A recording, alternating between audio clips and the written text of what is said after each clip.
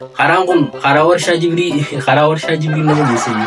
Sana booda namtittiin taraf jetteef yaadatteeti akka paantiin ishii diimtuu taate bee yaadattu daftee hojii warra gaddeebistee.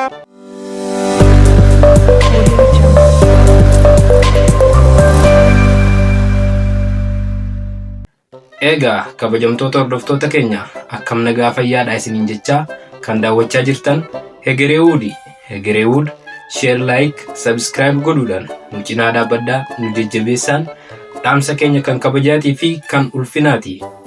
Egaa qophiin har'a isiniif qabannee dhufne baacoodha. Baacoon afoola Oromoo keessaa isa tokko kan ta'edha.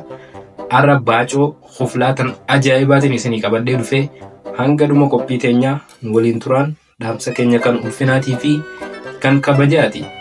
Egaa baacoo teenya inni tokkoffaan namticha tokkoo fi qaallitti takkaatu ture.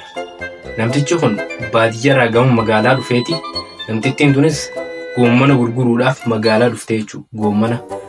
Goommana gurguruudhaaf gama magaalaadhaa dhufteeti. Ishiin kararra teessee goommana gurguru jirti. Yeroo kana namtichi kun dhufeeti.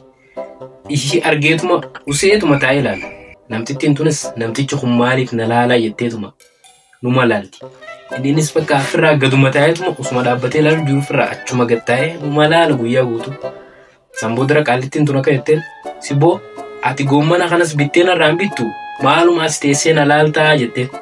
Hogga kana namtichinis ifaa diimaa tiraafikaa natti ibsite karamin deema duuba as taa'u malee jeen. Sana booda namtichiin taraf jetteef yaadatteeti akka paantiin ishii diimtuu taate bee yaadattu daftee hojii warra gaddeebistee jechuudha. Ammoo subscribe goone hanga ammaa teesseetuma laaluu jirta mee like mallee taatu godhimi. Egaa baacoon keenya inni lammaffaa namticha mataa harrii tokkoo fi akkasuma namticha mataa moluu tokkotu ture. Namtichi mataa harriidhaa kun namticha mataa moluudhaa kana laaleeti halaalatti hogga argu aboo karaan sun eessa nama geessa jeen. Karaa jechuun gaa moluu akka jidduudhaan moluudhaa rifeensiisaa karaan sun eessa nama geessa jeen. Hogga kana mataa moluu kunis laaleeti rifeensiisaa waan Jibrii fakkaatu karaa warshaa Jibrii nama geessa jeen. Egaa kabajamtoota hordoftoota keenya qophiin keenya baacoo har'aaf qabanne kana fakkaataa. Ammallee hanga viidiyoo biraatiin walitti deebinu chaanaala kana subscribe godhaadha. Akkasuma hiriyoota keessaniifis share godhaadha isiniin jenna. Ganaa yoon kofaltanii miti baacoo ajaa'ibaatii fi akkasuma koomeediilee ajaa'ibaatiin isiniin dhufna. Seenaalee ajaa'ibaa ammas seenaa dhokatee jiru baasuudhaaf jiraannaa. Waan hordoftaniif galatoomaan isiniin jaa.